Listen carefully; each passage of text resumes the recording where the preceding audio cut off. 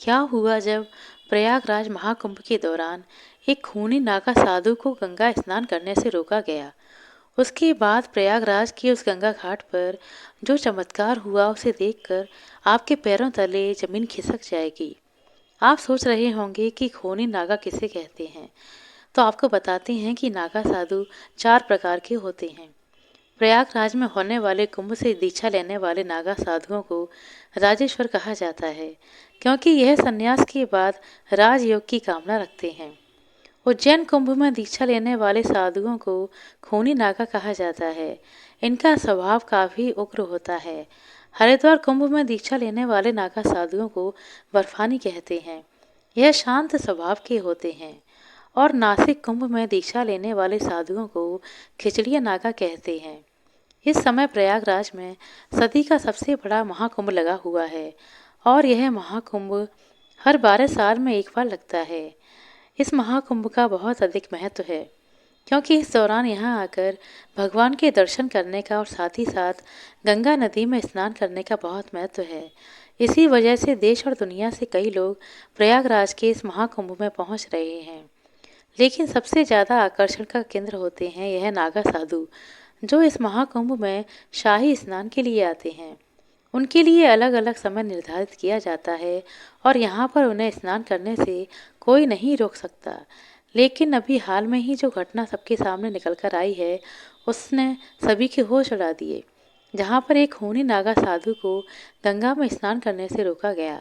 इस घटना के पीछे की सारी सच्चाई हम आपको बताने जा रहे हैं।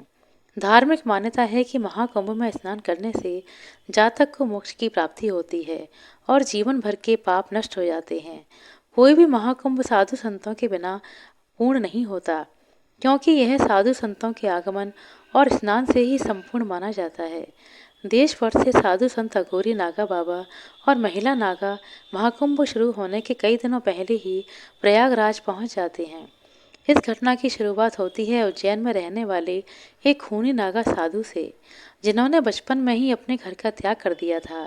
मात्र 11 वर्ष की उम्र में उन्हें अध्यात्म की पहचान हो चुकी थी। उन्होंने अपने घर का त्याग करके भिक्षा मांगकर ही अपना जीवन व्यतीत किया था। वह खूनी नागा रोजाना सुबह 4 बजे उठकर शिप्रा नदी में स्नान किया करते थे और भिक्षा प्राप्त करने के लिए निकल जाते थे।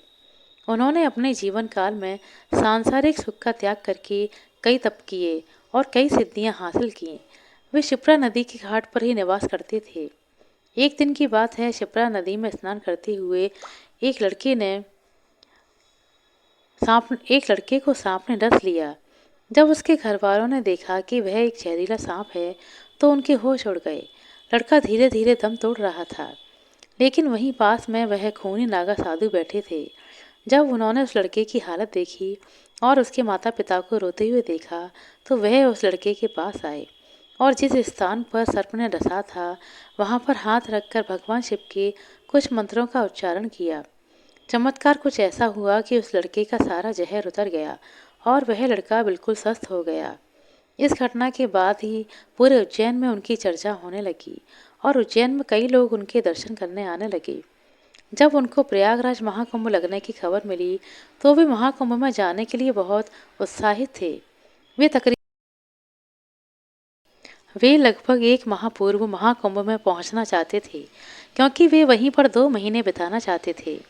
उनका ऐसा कहना था कि महाकुंभ पवित्र समय होता है, जहाँ पर देवी देवता स्वयं उस स्थान पर मौजूद होते हैं।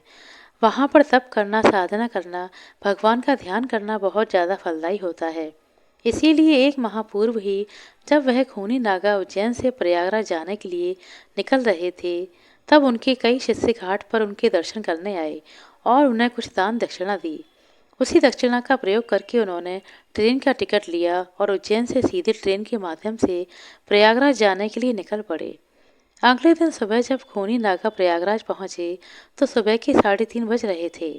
सुबह सुबह 4 बजे उनका स्नान करने का दैनिक नियम था। उन्होंने सोचा क्यों ना आज गंगा नदी का पवित्र स्नान किया जाए और वह प्रयागराज के गंगा घाट पर पहुंच गए। उस समय उस स्थान पर गंगा नदी की सफाई का कार्य चल रहा था। 2 गाड़ियां नदी में लगी हुई थीं, जो गंदगी को साफ कर रही थीं और नदी को और घाट को स्वच्छ बना रही थीं। खूनी नागा को यह देखकर बहुत खुशी हुई। जब उन्होंने अपने कपड़े उतारे और गंगा नदी में स्नान करने के लिए आगे बढ़े, तो वहां पर खड़े कुछ नगर निगम के अधिकारियों ने उन्हें रोक दिया। उनका कहना था कि आप अभी स्नान नहीं कर सकते, क्योंकि इस समय नदी की साफ सफाई का कार्य चल रहा है। प्रयागराज में रोजाना रात्रि के समय गंगा नदी की साफ सफाई का कार्य किया जाता है, ताकि दिन और शाम के समय यात्रियों को इस कारण कोई परेशानी ना हो। खूनी नागा काफी धैर्यवान थे। उन्होंने सफाई अधिकारियों को समझाया कि बात बहुत अच्छी है, लेकिन रोजाना मेरा प्रातःकाल 4 बजे स्नान करने का नियम है, और आज मैं प्रयागराज पहुंचा हूँ, तो आज मैं गंगा नदी में ही स्नान करूंगा। और मेरे एक अकेले के नहाने से ना तो तुम्हारी व्यवस्था बिगड़ेगी और ना ही मुझे कोई समस्या होगी। लेकिन वह अधिकारी अचानक से गुस्सा हो गया और उन खूनी नागा से कहने लगा कि आपको इसी समय क्यों नहाना है? अभी पूरा दिन पड़ा है। क्या यहाँ पर तुम्हें कोई और नहाता हुआ दिखाई दे रहा है? क्या तुम्हारे अंदर इतनी शक्ति है कि तुम सुबह 4 बजे इतने ठंडे पानी से स्नान कर लोगे? व्यर्थ की बातें बनाना छोड़ो और यहाँ से चले जाओ। 7-8 बजे आना और आकर स्नान कर लेना। अभी तक तो खूनी नागा बहुत विनम्र थे, काफी धैर्यवान थे, लेकिन उस अधिकारी के अपशब्दों को सुनकर अचानक उन्हें बहुत बुरा लगा। उनका ऐसा मानना था कि गंगा नदी पर किसी का अधिकार नहीं है। यह तो साक्षात भगवान शिव की जटाओं से निकलती हैं, जिसके अंदर सभी को अपने पाप धोने का अधिकार है, और उसके लिए कोई निश्चित समय नहीं है। लेकिन उस समय खूनी नागा ने उस अधिकारी को कुछ नहीं कहा और वह सामने घाट पर ध्यान अवस्था में बैठ गए। सबको लग रहा था कि वह साधु महात्मा मान गए हैं और पीछे हट गए हैं। अब जब पुनः गंगा नदी के अंदर साफ सफाई की मशीनों को शुरू किया गया, तो अचानक से एक बहुत बड़ी घटना घटित हुई। वे सभी मशीनें शुरू होने का नाम ही नहीं ले रही थीं। ऐसा लग रहा था मानो वह जाम हो गई हों और उनके अंदर बहुत सारा कचरा फंस गया हो। अधिकारियों ने मशीनों को देखा परखा और उनके अंदर का सारा कचरा बाहर निकाल दिया। सबको उम्मीद थी कि मशीनें कार्य करने लगेंगी, लेकिन फिर जब मशीनें शुरू की गईं, तो भी कोई मशीन चालू होने को तैयार ही नहीं थी। सभी अधिकारी बहुत हैरान थे। किसी को भी समझ में नहीं आ रहा था कि जो मशीनें रात्रि 12 बजे से अभी तक एकदम सही चल रही थीं, अचानक उनमें क्या गड़बड़ हो गई। उनके अंदर फंसा हुआ सारा कचरा भी बाहर निकाल लिया गया था। लेकिन जब मशीनें चालू नहीं हुईं, तो कई मैकेनिक और इंजीनियरों की टीम को मशीनों को देखने के लिए बुलाया गया। उन सभी मैकेनिकों और इंजीनियरों ने मशीनों को अच्छी तरह से जांचा परखा और यही पाया कि मशीनें तो एकदम सही हैं, लेकिन उनके चालू ना होने का कारण किसी को भी समझ में नहीं आ रहा था। सभी लोग परेशान हो चुके थे और हार चुके थे। 1-2 घंटे हो चुके थे, लेकिन गंगा नदी की साफ सफाई का कार्य नहीं हो पाया था। खूनी नागा अभी भी उसी घाट पर ध्यान अवस्था में बैठे थे। किसी भी नगर निगम के अधिकारी को यह बात समझ में नहीं आ रही थी कि आखिर मशीनें कार्य क्यों नहीं कर रहीं। गंगा नदी की साफ सफाई का कार्य उस दिन रुका हुआ था। सभी लोग बहुत हैरान थे और साथ ही साथ परेशान भी थे। उन्होंने मशीनों को फिर से चालू करने की हर संभव कोशिश की, लेकिन उनके सामने कोई परिणाम नहीं आ रहा था।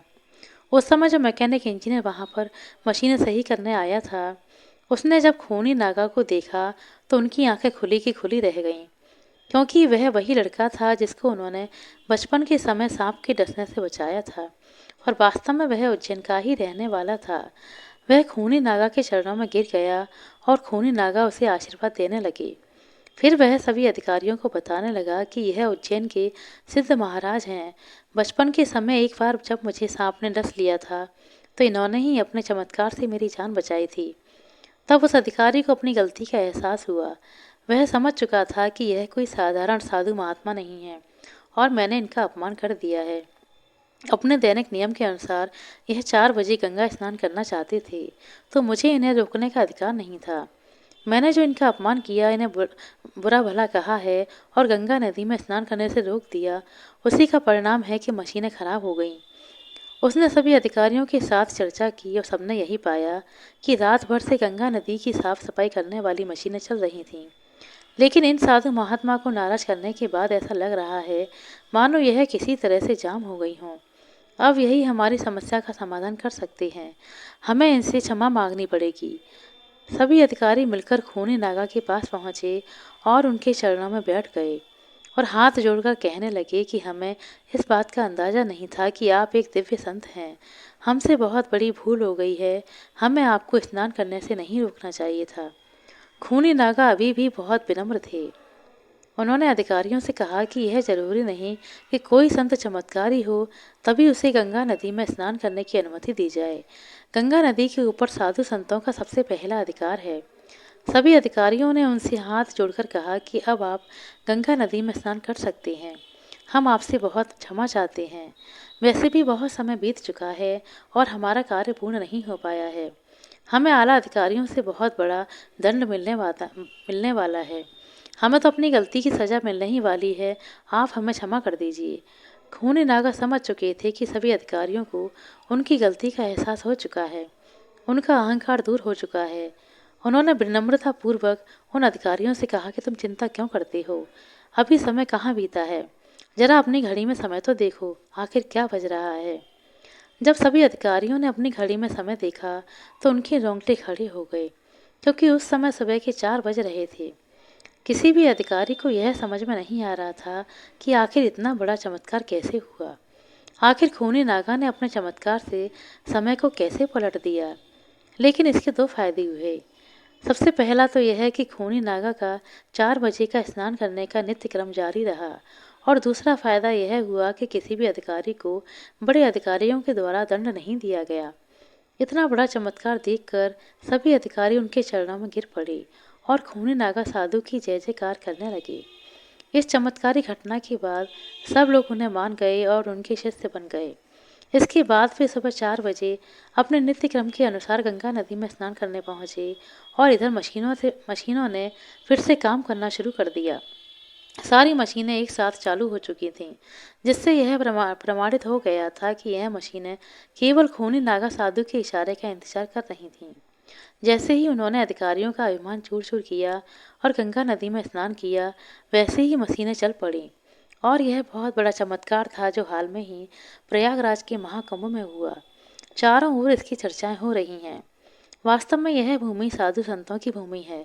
यहाँ पर साधु संतों का ना तो अपमान किया जा सकता है और ना ही उन्हें छोटा समझा जा सकता है। इस देश का हर संत इस देश के लिए कुछ ना कुछ करता है और भक्तों को अध्यात्म के मार्ग पर ले जाता है। हमें कभी भी उनका अपमान नहीं करना चाहिए। आशा करते हैं दोस्तों आपको हमारे द्वारा सुनाई गई यह कहानी अच्छी लगी होगी। कहानी अच्छी लगी हो तो कृपया लाइक कर दें, शेयर कर दें। चैनल पर नए हैं तो सब्सक्राइब कर लें। अपना कीमती समय देने के लिए बहुत बहुत धन्यवाद। मिलते हैं अगले वीडियो में। तब तक के लिए नमस्कार।